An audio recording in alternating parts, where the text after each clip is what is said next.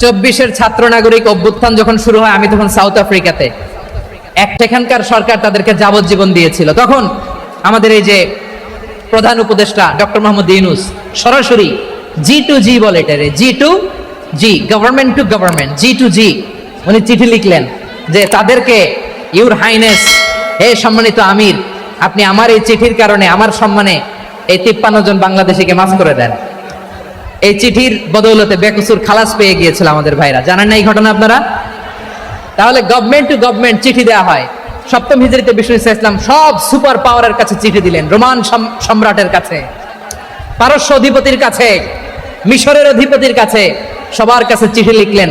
চিঠির ভাষা ছিল এরকম: মিন মুহাম্মাদিন রাসূলিল্লাহ ইলা মুকাওকিস আযীমিল কিবত। মুহাম্মদ রাসূলুল্লাহর পক্ষ থেকে মিশরের বাদশার কাছে, আসলিম তাসলাম, ইসলাম মানো, শান্তিতে থাকবা। সালামুন আলা মান ইত্তাবা আল হুদা, শান্তি তার জন্য যে হেদায়েতের অনুসরণ করে। সুবহানাল্লাহ পড়েন। এই চিঠি অনেকে ভালোভাবে রিসিভ করেছে। অনেকে এই চিঠি পাওয়ার পরে নবীর কাছে আবার ইন রিটার্ন উপহার পাঠিয়েছে। কি পাঠিয়েছে? উপহার। মিশরের বাদশা মুকাওকিস, তিনি বিশ্বনবীকে বিশাল এক উপহারের ডালি পাঠিয়েছেন। মিশরের বাদশা মুকাওকিস ছিলেন ধর্মে খ্রিস্টান। লালমনিরহাটের ভাইরা আওয়াজ করে বলেন, মিশরের বাদশা ধর্মে কি ছিল? খ্রিস্টান। কি উপহার দিয়েছিল আমার নবীকে? শুনতে মনে চায়?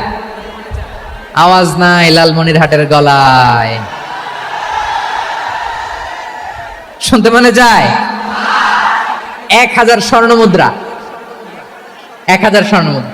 2টা খ্রিস্টান দাসী, একজনের নাম মারিয়া বিনতে শামউন আল কিবতিয়া, আরেকজনের নাম সিরিন বিনতে শামউন আল কিবতিয়া। একজন খ্রিস্টান দাস 20 থান কাপড় জামা বানানোর জন্য, আমরা নবী যেন সেলাই করে জামা বানাতে পারে, এজন্য 20 থান কাপড়, 20 থান ফাইন গার্মেন্ট। সুবহানাল্লাহ পড়বেন না? এরপরে একটা গাধা, যেটার নাম ছিল ওফাইর, আর একটা খচ্চর, এটার নাম ছিল দুলদুল। খচ্চর চিনেন? গাধা আর ঘোড়ার ক্রসিং এ যে প্রাণীটা দুনিয়াতে আসে, এটার খচ্চর বলে। তো এই যে সুপার পাওয়ার খ্রিস্টান বাদশার কাছে নবী চিঠি লিখলেন, ওই খ্রিস্টান বাদশা আমার নবীকে উপহার দিল। বিশ্বনবী এই উপহারগুলো সানন্দে গ্রহণ করেছেন। সুবহানাল্লাহ পড়বেন না? তাহলে অমুসলিম কেউ যদি আপনাকে উপহার দেয়, হালাল উপহার হলে আপনি গ্রহণ করতে পারবেন। অনুরূপভাবে পারস্যের বাদশা, রোম সম্রাট বিশ্বনবীকে উপহার পাঠিয়েছেন। আমার নবী সবগুলো উপহার গিফট করা যায়। সুবহানাল্লাহ বলেন। শুধু তাই নয়, বিশ্বনবী সাল্লাল্লাহু আলাইহি ওয়াসাল্লাম অমুসলিমদের সাথে আর্থিক লেনদেনও করেছেন, ফিনান্সিয়াল ডিলিং করেছেন। অমুসলিমদের সাথে প্রয়োজনে আপনি ফিনান্সিয়াল ডিলিং করতে পারবেন। আমরা প্রায় দেখি বাজারের মিষ্টির দোকানগুলো আমার হিন্দু ভাইদের, তারপরে যে বারবার সব চুল কাটে যে নাপিত, অধিকাংশ নাপিতের দোকানে কারা? আমার হিন্দু ভাইরা। তা আপনি চুল কাটতে পারবেন কিনা? পারবেন কিনা বলেন? পারবেন। তার দোকান থেকে দই মিষ্টি কিনতে পারবেন কিনা? হ্যাঁ, আমার মুসলিম ভাইয়ের দোকান থাকলে ওইটারে আমি বেশি প্রায়োরিটি দিব, ঠিক কিনা? কিন্তু যদি তাদের সার্ভিস নিতে চান, প্রোডাক্ট নিতে চান, পারবেন। তার দলিল সহিহ বুখারী, আম্মা জান আয়েশা রাদিয়াল্লাহু তাআলা আনহা বলেন, ইশতারা রাসূলুল্লাহ সাল্লাল্লাহু আলাইহি ওয়াসাল্লাম মিন ইয়াহুদিয়িন তুআমান ওয়া রাহানাহু দিরআহু মিন হাদিদ। রাসূল সাল্লাল্লাহু আলাইহি ওয়াসাল্লাম এক ইহুদির কাছ থেকে, কার কাছ থেকে? সবাই বলে নাই। কার কাছ থেকে? আমার নবী, পেয়ারা নবী এক ইহুদির কাছ থেকে জব কিনেছিল। জব, বার্লি, যেটা দিয়ে রুটি বানায়। ওই জবের দাম দেওয়া টাকা পয়সা নবীর কাছে ছিল না। ফলে নবী ওনার একটা পোশাককে মর্গেজ রেখেছিলেন, মর্গেজ, বন্ধক, যে এখন এটার দাম দিতে পারবো না, কয়েক কেজি বার্লি নিয়ে যাই, আর বন্ধক হিসেবে আমার জামাটা রেখে গেলাম, যেদিন দাম দিব ওই দিন জামাটা ছুটাই নিয়ে যাব। সুবহানাল্লাহ পড়বেন না? বাকিতে নিছিলেন, বাকিতে। দিরআহু মিন হাদিদ, লোহার তৈরি বর্ম, মানে যুদ্ধের পোশাক, লোহা দিয়ে বানানো। বিশ্বনবী বললেন, কয়েক কেজি জব দাও, টাকাটা পরে দিব, এখন টাকা নাই, বন্ধক হিসেবে, মর্গেজ হিসেবে আমার জামা রেখে গেলাম, যখন টাকা দিব জামা ছুটায় নিব। আওয়াজ করে বলতে হবে সুবহানাল্লাহ। এ থেকে বোঝা গেল অমুসলিমদের সাথে ফিনান্সিয়াল ডিলিং করা যায়, অর্থনৈতিক লেনদেন করা যায়, কেনাবেচা করা যায়, প্রোডাক্ট কেনা যায়। এমনকি আমাদের মসজিদে নববীতে বারান্দায় আপনার একটা অটোমেটিক ফ্লাইং আমব্রেলা দেখছেন? সূর্য যখন বাড়ে মসজিদে নববীর বারান্দায় ইয়ার্ডের মধ্যে অটোমেটিক্যালি কিছু আমব্রেলা আছে, সা করে খুলে যায়, আর সূর্যের তাপ লাগে না। আবার আমার ভাইরা, বিশ্বনবীর বয়স তখন প্রায় 51 বছর। কত বছর? বিশ্বনবীর সবচেয়ে কাছের মানুষ খাদিজা রাদিয়াল্লাহু তাআলা আনহা ইন্তেকাল করেছেন। বিশ্বনবী বড্ড কষ্ট পেলেন, হৃদয়টা ভেঙে খান খান। যিনি ঘরের ভেতরে বিশ্বনবীকে সান্ত্বনা দিতেন, ভালোবাসা দিতেন, বাইরে গেলে কুরাইশরা বকাঝকা করে, অত্যাচার করে, কিন্তু আম্মাজান খাদিজা রাদিয়াল্লাহু তাআলা আনহা ঘরটারে এমন শান্তির নীড় বানায় রেখেছেন, এই ঘরের ভিতরে ঢুকলে বিশ্বনবীর কলিজাটা ঠান্ডা হয়ে যেত। এজন্য রব্বুল আলামিন বলেন, খাদিজা, ও আমার বান্দি খাদিজা, জান্নাতে এমন স্পেশাল একটা ঘর আমি তোমার জন্য রেডি করে রেখেছি। ওই ঘরের মধ্যে কোনো আওয়াজ নাই, ওই ঘরের মধ্যে কোনো নয়েজ নাই, ওই ঘরে কোনো বিশৃঙ্খলা নাই। কারণ মক্কার জমিনে আমার নবী কুরাইশদের বিশৃঙ্খলা, নয়েজ আর ঝামেলাগুলোকে উপেক্ষা করে যখন তোমার ঘরের ভিতরে ঢুকতো, ঘরটারে তুমি শান্তির নীড়, ঠান্ডা, নীরব, নিস্তব্ধ, নিঝুম আর শান্তির নীড় বানিয়ে রেখেছো। এজন্য জান্নাতে স্পেশাল একটা শান্তির নীড় আমি তোমারে উপহার দেব। ওই প্রিয়তমা স্ত্রী খাদিজা ইন্তেকাল করলেন, বিশ্বনবীর হৃদয় ভেঙে খান খান। আবার ওনার চাচা আবু তালেব ইন্তেকাল করলেন, যিনি পলিটিক্যাল শেল্টার দিতেন নবীকে। কে দিতেন? আবু তালেবের ভয়ে, বিশ্বনবীর এই চাচার ভয়ে কোন মুশরিক নবীর গায়ে হাত দেওয়ার সাহস পায় নাই।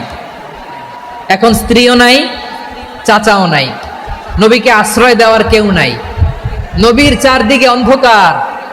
নবী এখন কই যাবেন? আমার পেয়ারা নবী নতুন স্টেশন খুঁজতেছেন, নতুন দাওয়াতি প্ল্যাটফর্ম খুঁজতেছেন। তিনি যায়েদ বিন হারেসা রাদিয়াল্লাহু তাআলা আনহুকে নিয়ে মক্কার পাশের একটা নেইবরিং সিটি তায়েফে চলে গেলেন। কোথায় চলে গেলেন? লালমনিরহাটের ভাইয়ের আওয়াজ করে বলেন, কোথায় গেলেন? তায়েফে চলে গেলেন দিনের দাওয়াত দেওয়ার জন্য। কি দেওয়ার জন্য? নাকি জমি কিনতে গেছিলেন? জমি কিনতে, দুনিয়ার যশ খ্যাতির জন্য, নিজের কোনো লাভের জন্য? তায়েফবাসীদেরকে জাহান্নামের আগুন থেকে বাঁচানোর জন্য। আওয়াজ করে বলতে হবে, ঠিক কিনা? বিশ্বনবী বিশাল মরুপথ, পাহাড়ি পথ পাড়ি দিয়ে তায়েফের মরুজমিনে গেলেন কোরআনের দাওয়াত নিয়ে, ইমানের দাওয়াত নিয়ে। কিন্তু তায়েফের লোকেরা বিশ্বনবীর দাওয়াতকে শুধু প্রত্যাখ্যান করেই থামে নাই, তারা বিশ্বনবীর সাথে অত্যন্ত খারাপ আচরণ করেছে, বিশ্বনবীকে শারীরিকভাবে হেনস্থা করেছে, আমার নবীকে শারীরিকভাবে অত্যাচার করেছে, আমার পেয়ারা নবীর গায়ে পাথর মেরেছে, বিশ্বনবীর গা বেয়ে ঝরঝর করে রক্ত ঝরেছে, নবী জামিনের মধ্যে লুটিয়ে পড়েছেন, আবার মেরেছে, আবার নবী হাঁটতে শুরু করলেন, পেছন থেকে আবার মেরেছে, আবার নবী রক্তাক্ত হয়ে জামিনের মধ্যে লুটিয়ে পড়লেন, আবার মেরেছে। বিশ্বনবীর মতো এত সুস্ত্রী মানব, বিশ্বনবীর মতো এত শুভ্র মানব, বিশ্বনবীর মতো এমন চমৎকার দেহাবয়ব দিয়ে রব্বুল আলামিন কাউকে বানান নাই। এরকম চমৎকার মানুষটাকে তারা তায়েফের ওই জমিনে রক্তাক্ত করেছে। বিশ্বনবী দুনিয়ার কোনো স্বার্থের জন্য সেখানে যান নাই, নিজের কোনো লাভের জন্য, প্রাপ্তির জন্য যান নাই, তায়েফবাসীদের জাহান্নামের আগুন থেকে বাঁচাতে গিয়েছেন। ঠিক কিনা বলেন? খেয়ে না খেয়ে দিন প্রচারের কাজে নিজেকে দিয়েছ বিলিয়ে, তায়েফের কাফিরেরা চিনল না সে আলো, দুষ্ট ছেলেদের পিছু দিল লেলিয়ে, পাথরের আঘাতে ক্ষত বিক্ষত হয়ে সারা শরীর থেকে রক্ত ঝরে। হে রাসূল তোমাকে ভুলি আমি কেমন করে, হে রাসূল তোমাকে ভুলি আমি কেমন করে। পারেন না আপনারা? ধরুন আমার সাথে, হাজার ব্যথা বেদনার পরে ফিরে আসনি তুমি আপন ঘরে, দিনের আলো তুমি ছড়িয়ে দিতে চলে গেলে। ভাইরা, তায়েফের ছেলেরা নবীকে রক্তাক্ত করলো। আমার নবী কই যাবে? কই যাবে? মক্কায় জায়গা নাই, তায়েফে জায়গা নাই। তায়েফ থেকে ভারাক্রান্ত মন নিয়ে আমার নবী মক্কায় ফিরে আসলেন। বিশ্ব নবী মক্কায় ঢুকতে পারেন না, মক্কার মরুভূমির দিকে তাকিয়ে, উপত্যকার দিকে তাকিয়ে বিশ্বনবী ধা ধা করে কাঁদেন, ঝরঝর করে। নবীর চেহারা মোবারক থেকে চোখের পানিগুলো বেয়ে বেয়ে পড়ে। আমার জন্মস্থান, আমার শৈশব, কৈশোর, যৌবন কেটেছে এই মক্কায়। আমার এলাকায় আমি ঢুকতে পারি না। বিশ্বনবী মক্কার অনতি দূরে দাঁড়িয়ে জায়েদকে পাঠালেন, জায়েদ যাও, দেখো কেউ আমাকে সাপোর্ট করার মতো আছে কিনা, যাও অমুকের কাছে যাও। সাইয়েদনা জায়েদ গেলেন, তারাও প্রত্যাখ্যান করে ফিরিয়ে দেয়। বিশ্বনবী বললেন যাও অমুক লোকের কাছে যাও, তিনিও প্রত্যাখ্যান করে ফিরিয়ে দিলেন। কেউ বিশ্বনবীকে আশ্রয় দিতে রাজি হয় না। নিজ জন্মভূমিতে বিতাড়িত বিশ্বনবী, সর্বশেষ বিশ্বনবী বললেন যাও মুতঈম ইবনে আদির ঘরে যাও। মুতঈম ইবনে আদি মুশরিক, তার কাছে যাও। গেলেন, মুতঈম ইবনে আদি রাজি হয়ে গেল। সুবহানাল্লাহ বলেন। দেখেন অনেক বিপদের সময়ও আমি নিজে সাক্ষী, সামাজিকভাবে রাজনৈতিকভাবে কত ঝঞ্ঝা, কত ষড়যন্ত্র, কত কনস্পাইরেসি পাড়ি দিয়ে আমাদেরকে সামনে এগিয়ে যেতে হয়। এই শত্রুদের ভেতরেও একজনকে দাঁড় করিয়ে দেয় যে আল্লাহর কোরআনের জন্য রেডি হয়ে যায়। পড়েন সুবহানাল্লাহ। মুতঈম ইবনে আদি, আল্লাহ তার মনকে নরম করে দিলেন। মুতঈম বলে মুহাম্মদ আমি তোমাকে আশ্রয় দিব। তার দুই ছেলেকে পাঠালেন, যাও খোলা তলোয়ার নিয়ে, স্কট দিয়ে, গার্ড অফ অনার দিয়ে মুহাম্মদকে মক্কায় ঢুকাও, আর বলো আমি আমান দেব। আমান কি দিব? আমান মানে সিকিউরিটি, নিরাপত্তা। সিকিউরিটি ছাড়া, আমান দেওয়া ছাড়া কেউ থাকতে পারতো না মক্কায়। দুই ছেলে বিষ্ণু ঈসা ইসলামকে নিয়ে আসলো। নবী কাবার চারদিকে তাওয়াফ করলেন, নামাজ পড়লেন। আবু জাহেল, উতবা, শাইবা, ওয়ালিদ ইবনে মুগিরা সবাই দেখে, কেউ কিছু করতে পারে না। কারণ মুতঈম ইবনে আদি ঘোষণা দিয়েছেন আমি মুহাম্মদকে আমান দিয়েছি, মুহাম্মদের গায়ে যেন কেউ স্পর্শ না করে। আওয়াজ করে পড়েন সুবহানাল্লাহ। নবীর এই বিপদকালে মুহূর্তে মুতঈমের হৃদয়টারে নরম করে দিল কে? আচ্ছা লালমনিরহাটের ভাইয়েরা বলেন, এই মুতঈম কি মুসলিম ছিল না মুশরিক? চিঠি লিখতে যায় লিখতেছে ইলা হিরাকলা আযীমির রোম, হিরাক্লিয়াসের কাছে আমার চিঠি, যিনি রোমের আযীম, হিজ হাইনেস, মানে রোমের অনেক সম্মানিত এক বাহাদুর। আওয়াজ করে বলেন সুবহানাল্লাহ। তার মানে যাকে যে সম্মান দেয়ার এটা বিশ্বনবী দিতেন। এমনকি যেই ইহুদিরা ভালো ছিল এই ইহুদিদেরও প্রশংসা করেছেন বিশ্বনবী মুহাম্মদুর রাসূলুল্লাহ সাল্লাল্লাহু আলাইহি ওয়াসাল্লাম। এক ইহুদির প্রশংসা করেছেন বিশ্বনবী। ইহুদির কার? আমি তো আমার ভাইয়ের প্রশংসা করি না, আমি তো এক আলেম আরেক আলেমরে স্পেস দেই না, আমি তো এক দায়ী আরেক দায়ীর সাথে বসতে চাই না। আমার নবী ইহুদির প্রশংসা করে। কার প্রশংসা? ওই ইহুদির নাম ছিল মুখাইরিক। সিরাত গ্রন্থ ঘাটলে পাবেন। তিনি বলেছেন মুখাইরিক খাইরু ইয়াহুদ, Mukhayriq is the best of the Jews. জুইশদের মধ্যে সে সবচেয়ে ভালো। কেন প্রশংসা করলেন তার? এর কারণ মদিনা চার্টারে কথা ছিল সব ধর্মের মুসলিম, মুশরিক, ইহুদিরা মিলে মদিনাকে রক্ষা করবে। কিন্তু তৃতীয় হিজরিতে যখন উহুদের যুদ্ধ শুরু হলো, সবার কথা ছিল যেই আক্রমণ করে আমরা মদিনাকে বাঁচাবো। কোন শহরকে বাঁচাবো?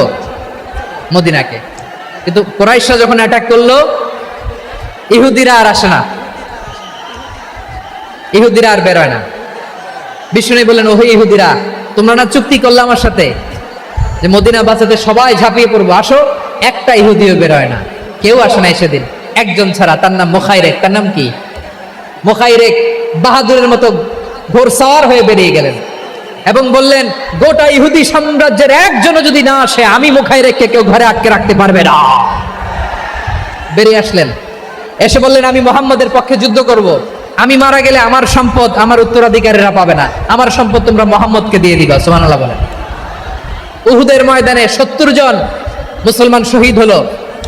এই ইহুদি সেও মুসলমানের পক্ষে যুদ্ধ করে নিহত হলো। সুবহানাল্লাহ বলেন। মুসলিমদের লাশ যখন নিয়ে আসা হলো, এই মুখাইরিকের লাশও নিয়ে আসা হলো। মুসলিমদের লাশের পাশে মুখাইরিকের লাশ দেখে বিশ্বনবী মুখাইরিকের প্রতি অনেক খুশি হলেন। আর বিশ্বনবী খুশি হয়ে বললেন মুখাইরিক খায়রু ইয়াহুদ, মুখাইরিক যদিও তুমি ইহুদি তারপরও তুমি সব ইহুদিদের মধ্যে সেরা ইহুদি। পড়েন সুবহানাল্লাহ।